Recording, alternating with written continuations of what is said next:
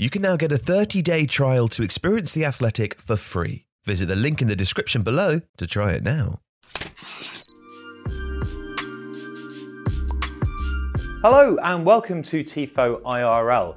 Watford have just beaten Manchester United 4-1, heaping more pressure on Ole Gunnar Solskjaer. We're going to have a look at the goals, the first two goals, and show how there are systematic issues at play with Manchester United's defence. So here's the setup just ahead of the first goal. What you can see here is that United have got their double pivot in place. That all looks relatively secure. There are two Watford players forward, Zaha and King, but they're well marked here. Rashford's coming across to try and close down Kiko, who's getting forwards a lot. And it is worth noting that Watford's fullbacks are able to get pretty high. Manchester United's fullbacks much less, and that is slightly indicative of a team that's maybe feeling a little bit under pressure and not wanting to push up quite so high, worried about midfield cover and stuff. That's another problem that United have. But let's focus on the goals. So what happens here is that King and Zaha move into this sort of area, and that is pushing United's defence back a little bit. But as I say, they're overnumbered there. That should be fine. Kiko swings this long ball in here like this, which actually has a bit of curve on it. And Wan-Bissaka is able to head it clear, but it's kind of a tame header. Dennis here, as these guys are falling back, finds himself in loads and loads of space. And this really is the problem that United have been having in these sorts of areas, because they need their wide attacking players high up the pitch in order to get that counter-attacking system. Basically the only way that United really score goals, because their build-up play is not sufficiently structured to progress it through central midfield. These guys, in this instance Sancho and Rashford, who's doing his best to close down Kiko, are unable to get back because they need to stay high, otherwise when the ball transitions, there's no one to use it.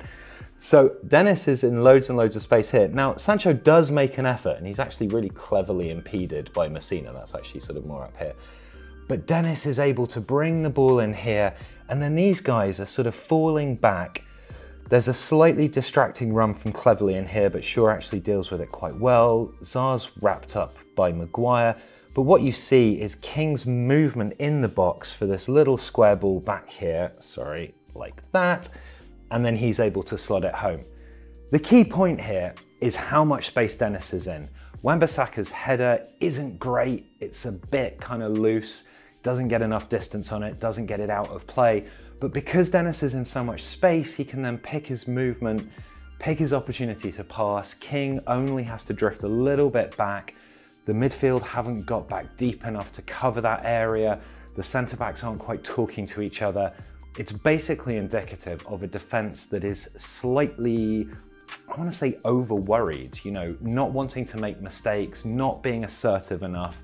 And like I say, because Messina blocks off Sancho here, but Sancho isn't all the way back already, he's not making a run that's bursting past here. That leaves that gap there. And the reason for that is that United need to keep these wide players high. So that's the first goal. The second goal, beautifully scored by Zaha, again indicative of a couple of issues. So this is the setup here. What we've got is that Cleverley's drifted across here to make a nice kind of pass and move situation with Kiko. Sancho's sort of marking here. Matic, who we know is not the fastest, is taking Cleverley.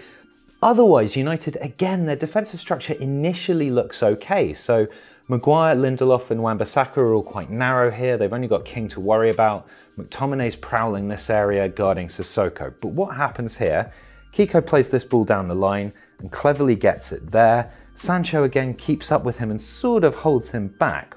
But then we have a problem because the ball sort of bobbles off and Kiko's continued his run on the overlap. Again, a fullback getting really high.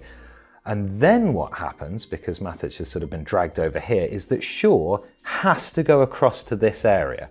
Now, King is getting these defenders pinned here, and actually McTominay's sort of drifted into this area to help out. Wan-Bissaka stayed narrow. Maguire has dropped across, which is kind of the sensible thing to do, but look how much space is there. So Sarr is in absolutely acres of space. Now, there was a really good article on The Athletic by Mark Carey recently, which explained how Maguire has been dropping deeper and deeper this season. His average starting position is maybe for defensive actions 4 or 5 yards deeper than it was last season. Partly that's a fitness thing, partly it's a compensation for a lack of midfield cover, maybe it's also a confidence issue, it's very hard to say, but Maguire's starting position is so deep here that by the time the ball, no, that's not the ball, that's Kiko, by the time the ball gets pulled back to Zaha here, let's move the ball so that we can keep track of everything, Maguire is really stuck. Does he stay on the post effectively and help De Gea out? And then Zaha's maybe got the opportunity to pick a pass or something? No, what he does is he starts to close down, Zaha comes slightly inside, that opens up an angle, De Gea has to come across, and it is a brilliant finish. But again, if United were a little bit more effective defending these wide areas, slightly less sloppy, there's an argument that Sancho maybe should have made a bit more of an effort to track that run, that would have probably shut this problem out in this area, but also crucially, Maguire's sitting back. Even though United have got numbers in this sort of area, they're still leaving enormous gaps in the penalty box. And that is very, very bad defending. Now, there are systemic issues, as we've said here, and part of this problem is that United are trying to play a more fluid style of football. They're trying to build up from the back. That's partly, I think, why Matic was in the team today. But they don't look capable of doing it. It's unstructured. And what that means is there is still this reliance on individual moments of excellence, but the team dynamic is not great. So when Fernandes scoops an opportunity over, you can see how cross Ronaldo is with that. Ronaldo's pressing is not great, which means that the team isn't up on the front foot, looking to get forwards, looking to pin teams back. That sets the fullbacks back. That means that the central midfield isn't sure whether they need to squeeze up or drop off and defend centre-backs who are sitting deeper than they usually sit. All of these sorts of problems show why sometimes Man United will be fine because they have phenomenally good players. If you've got players like Fernandes, like Ronaldo, like Rashford, Greenwood, I could go on, then it is possible to win games simply through moments of individual brilliance. But when that doesn't happen, and credit here to Ben Foster for a really good performance, when that doesn't happen, the opposition are still able to construct attacks.